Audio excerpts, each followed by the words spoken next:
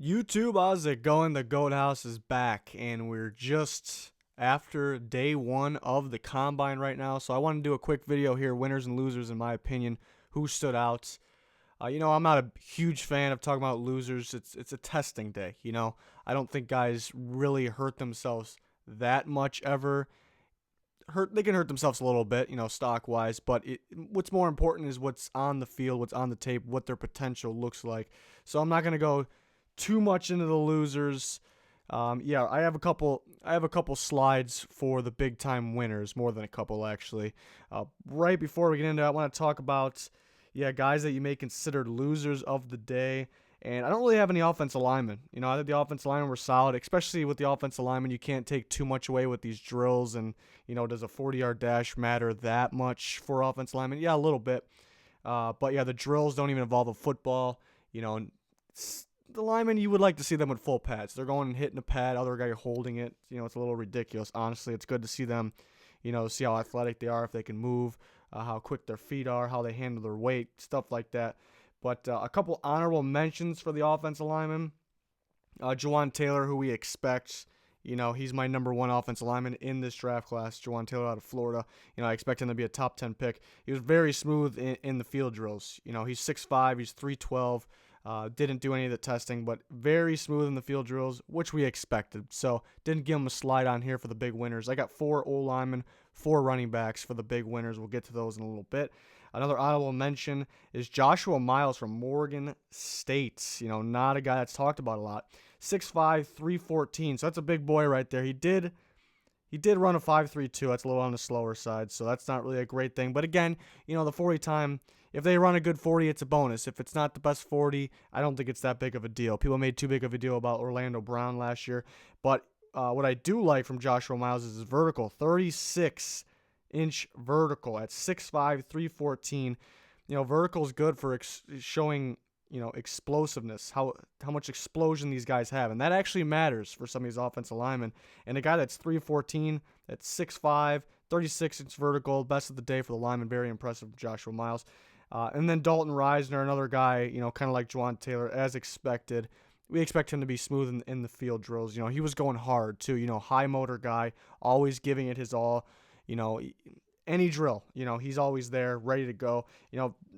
Didn't have bad day in the testing department, but, what didn't really stand out. But he stood out in the field drills as expected. Still a guy that could go in the first round, no later than a second. Losers. I'm not a big fan of losers, but a couple running backs I had here. Elijah Holyfield running a 4.78, which was very surprising. That's very slow. He was running a little different than he does on tape, though. A little slower, a little different. So I'm not too worried about it, but I still expected high 4.5s. So it's a little weird. But then he did have the 29.5-inch vertical. That's on the lower side, too. That's got to be above 30, you think, and that's kind of important to me. And he really wasn't that smooth in drills. So Elijah Holyfield, I bumped up to my number 2 running back. His tape is awesome, and this could take a hit here. And then you got Devin Singletary, who flies on film, more quick than fast, but he still flies on film. He did look like he put on a little weight. Didn't really handle it too well. Some of these guys put on weight, handle it pretty well. He runs a 4.66, and he's at 5'7", 5'7", so you expect him to be a little faster. He was okay in the on the field drills. He was okay. Same with David Montgomery, another guy that's a top tier. Holyfield, Singletary, and Montgomery all in that same range before the combine in terms of rankings. Montgomery runs a 4.63, a little slower than we expected. And a 28.5-inch vertical, not a lot of explosion there. So it hurts. He was okay in the field drills, but it hurts a little bit. But let's get on to the guys, the biggest winners of the day. I have slides for these guys. Right before we get into it, check out our Twitter and Instagram. Both. There's links for both in the description. We're always talking about the Combine NFL Draft on our Twitter, so check it out. Start with some old linemen here. Eric McCoy, the offensive lineman from Texas A&M. He can play center. He can play guard. He's 6'4", 303. His 40 time was the best out of offensive linemen, 4.89. So that stands out. It's obviously a positive. Bench, 29 reps, pretty darn good for a guy that runs a 4.89, plays center and guard. And then vertical, 31 inches, pretty solid as well. Looked very good on the field drills. A guy that was a potential second-round pick, second to third-round pick before. You know, it's not too much movement, but I think he pretty much locked himself in there on day 2. He will not get out of day 2. If we're starting day 3 and he's on the board, I'm gonna be very, very surprised. You know, so not a whole bunch of movement here, but he had a very good day. You know, he leads the offensive line with the 40 time, very athletic, and his tape is very good too. You know, blocking some top tier talent there in the SEC. Moving on to another offensive lineman, Caleb McGarry, offensive lineman from Washington. He's 6'7", 317, so very big. Running a 5.05. Yeah, it's in the fives, but that's still pretty darn fast for, you know, a guy his size, and still one of the faster ones for the offensive lineman. Broad jump, you know, shows explosion. He had 111, pretty solid, and a vertical 33.5, very impressive there too. So for a guy at 6'7", 317, very explosive. You know, before, thought he was early day 3. Some people were starting to get on the hype train of him before the combine, before the testing. Now I'm not going to say 100% a day 2 lock, but he definitely looks like a day 2 lock. You know, a guy that teams are going to want to work with him for sure. You know, Washington had a very good line. So, you know, apparently teams are very high on him, higher than the media apparently. So, stock up for sure for Caleb McGarry. Moving on to another offensive lineman, Garrett Bradbury. Another obvious one, you know, getting a lot of hype before. But from NC State, a guy that can play center or guard, I think, right away. I think he can come in and play center right away. He's 6'3", 306. He runs a 4.92, so he keeps it in the fours there. Benches 34 reps, very solid. And the vertical is at 31, which is also very solid. If you get anything over 30 for an offensive lineman, because, you know, they're carrying a lot of weight. They got to get up in the air. You know, anything over 30 is fantastic for me. So another guy looked very, very smooth in the drills to me. Potential first-round pick. You know, won't get out of the second. Before I was kind of leaning towards the second, but could be a first-round pick. But now it's definitely more likely that it could be a first-round pick, and I would be very, very surprised if he got out of the second. You know, a guy that can play center or guard, so multiple teams can use him.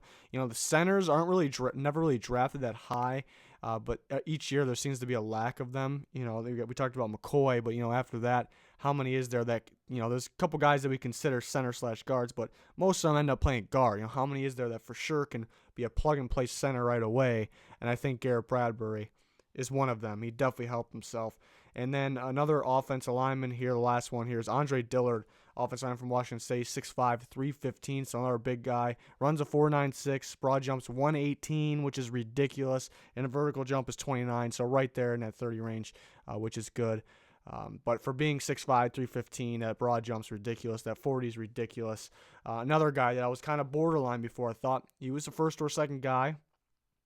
I was leaning more towards the second, but now I think he could be a day 1 lock. You know, you see other people saying he was a first rounder already, so this kind of helps him out in my case a little bit. You know, athletic and big. You know, I mean, what else you want? You're looking for the more athletic guys these days, and the negative for those guys is their size usually, and Dillard has some good size and he's athletic, so it's the type of guy, it's the type of tackle that these teams are looking for these days. So very impressive.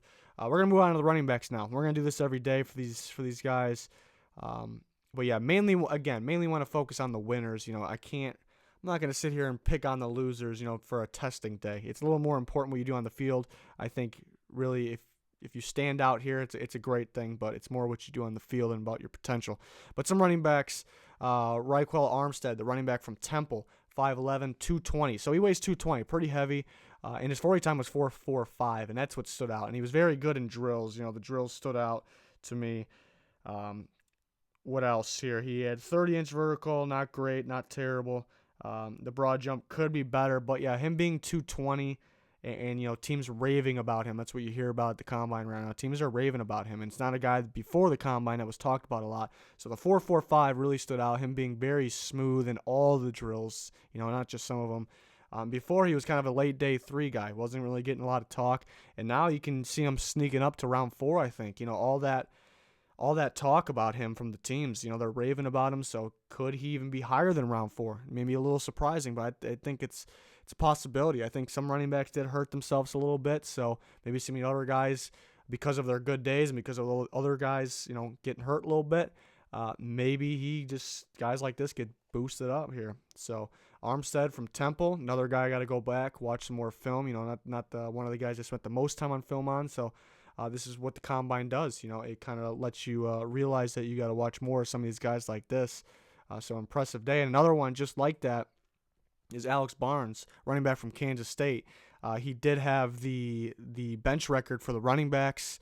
I'm not super worried about bench. Yeah, it's an impressive thing. Not super worried about it. More worried about these other tests here. But the Kansas State running back, 6 foot, 226, so big guy. Strong guy, obviously, too. In 40 times 4.55, people got to remember that's still flying, especially for a guy his size with that strength. 4.55 is moving, so that's a great 40 time for him. Great. There was better 40 times, but this isn't just who had the best 40. Some of the other ones did stand out, but 4.55, very good time for him. Broad jump 126, wasn't the best out of the group, but it was definitely up there. So much explosiveness here from Barnes, and the vertical jump 38.5. Again, wasn't the best of the day, but it's definitely a very, very good vertical, and it's up there. So pretty much across the board, very, very impressive, very smooth in drills too. Another guy that just because what you see here, it's a guy that you want to spend a little more time on. Before was, didn't get a lot of talk. Was he going to be a 7th rounder? Was he going to undrafted free agent? Now, it could be up to the 5th round. The team's going to, maybe even higher than that. The team's going to want to work with a guy like this. 6 foot, 226. All these great numbers. Looked very smooth. He's going to start getting a little more hype now that we've seen it at the combine. And there was some snubs for the combine in terms of running backs, but then there's guys like this that people were like, I think some, like the Ozigbo, the Nebraska guy, could have gotten in ahead of him, but now we see why a guy like this is here for sure, definitely deserving. And he had over 1,000 yards at Kansas State too, so it's kind of a sneaky guy that's not talked about a lot. And moving on, we got 2 more running backs here that have stock up, big stock. A lot of guys, it helped themselves, but these are the guys that really stood out to me. And then Miles Sanders, another one, was very, very good in the drills. Every single drill, very smooth, could catch the ball. He's a bigger guy too. He's pretty built, and when you watch on tape, it's kind of, he can hit the hole, he can bounce outside a little bit, but, he's going to break a tackle. That's what he is. But he's very smooth, footwork's great, and can move. The 40 time 4.49, very impressive. The broad jump 124, the vertical 36, all great numbers. Mainly with him, the 4.49 and the field drills, because he's a built guy, like I said. On tape, it just looks like that's kind of what he is. He's not doesn't look like he's slow at all. Looks like he's gonna break a tackle, get some yards, but looked more than that here at the combine. In day 3 before, maybe it was earlier day 3, maybe more like round 5, and now I think he could be a potential day 2 guy. I think everybody's it's gonna be interesting to see how these running backs come off the board, because I think everybody, like every position group, everyone's gonna be different. They'll have different rankings, but I think the running backs, positions like the running backs and the receivers, will be way different by team. So a guy like Miles Sanders could be a top. He can be the 3rd running back on somebody's board, couple teams' board. He can be maybe the 6th on a couple other, and then he can be around 10 to 12 even. So, but this helped him for sure. Big time up. Loved his on the field drills. It's gonna be interesting to see where he comes out the board. I think he could have made himself a day 3 or round 3, was a day 3 before. And then one more running back, one that actually tweaked his hamstring and couldn't really do a lot of the drills here, but it doesn't really matter to me, was Justice Hill, the running back from Oklahoma State. 5'10", 198. Now, if you follow a lot of college football, or if you follow Oklahoma State, maybe another Big 12 team, you remember when this guy first came in, he was excellent from the start. Sophomore year, he was a lot smaller than this. He was very light, very, very light. And he could fly, though. Maybe he was a 4.2 guy, definitely 4.3s. And he puts on this weight. He puts on a lot of muscle, some strength. And when guys do that, we've seen the other guys. We talked about the other guys that maybe struggled in running a little bit. Sometimes they struggle, at first, because it's just over the years he's been putting this on, and he comes in and he runs a 4.40, the fastest time there, and then the broad jumps at 130, which was the best. The 40 times was the best for the running backs. The broad jump 130 is ridiculous. So much explosiveness there. 130 is the best of the day, just like the 40. And then the vertical, he has a 40-inch vertical. Talking about NBA vertical right there. All the best for the running backs. All of the best from the group. And this is a guy that's just kind of, just take, if you were an athlete, anybody out there, just think about gaining a lot of weight, put on size, and you can feel some of these other guys that struggle a little bit, because that would be tough. Would I be able to run as fast as I could before? Would I even be able to stay close? It's an adjustment, constantly training and doing this stuff. And he's able to put up these numbers. And, you would like to see him with the field drills. And I do kind of base most of the other guys on the field drills. But I know what he can do on the field. He's going to be smooth. He can catch the ball maybe better than anybody out of the backfield in this draft class. I wanted to see what he was able to test with, putting on the weight. Still not the heaviest guy, still under 200. But he was very small before, so adding this weight, what he's able to do, and he tests at the top of each category. And I thought he was a round 4 guy before. Maybe I was a little higher on him than everybody else, but I thought he was going to be a round 4. And now I think he should be a day 2 lock. He was in that category just right after Holyfield, Singletary, Montgomery for me, right after them, along with Dexter Williams. Dexter Williams, I thought actually had a solid day too from Notre Dame, but he does need to catch the ball a little better. In that categories on the field drills, he didn't really, but running, I thought he had a pretty good time for him. I think he stumbled on both of his, and then I thought he was smooth. He's a heck of a back. Got the vision. But back to Justice Hill. I thought he was in the category with Dexter Williams, Holyfield, Singletary, Montgomery, Damian Harris. Like, he's in the group with those guys where they're gonna go before, and he may just hop a lot of those guys for me because we can see he's a freakish athlete, and we know what he can do on the field. More time, working with what he's put on, the strength that he's put on, more time getting familiar with that. He can be something else, and he already is. So hopefully he's okay. Hopefully the pro day is coming up early, so hopefully he's okay. He did tweak his hamstring, I believe, from what I've heard. So hopefully he's okay. Hopefully that doesn't hurt him at all. But very impressive there from Justice Hill. Like I said, a couple of our linemen I named, I thought they were all pretty solid. Nobody really hurt themselves in terms of linemen too much for me. I don't take too much of this for the linemen here. Running backs, Mike Weber was pretty solid from Ohio State. Damian Harris, all right. James Williams was very smooth in the drills. Thought he would run a little better, though. Talked about Dexter Williams a little bit. Darrell Henderson was solid from Memphis. Yeah, but these are the main guys that stood out. So I'm going to do these videos after each combine day, and we'll just talk a little bit about, just like I did here, some honorable mention guys, some guys that maybe were fallers a little bit, stock down, but don't focus too much onto that. I'm just looking for these big-time winners, whose stock went up, where they could go in the draft. Still got the pro day, still got more tape to watch. A lot more things could happen. So the combine's just not really all of it, but it definitely helps us get a final look on those guys that are very, very close in the rankings. I got my rankings. A lot of guys are very close. But that's going to do it for this one, for day 1. Can't wait for day 2. The receivers are the ones that I'm super pumped to watch. There's so many good receivers. The depth is ridiculous. There's guys at the top. A lot of big guys, a lot of strong guys. How will they run? The running backs were a little disappointing.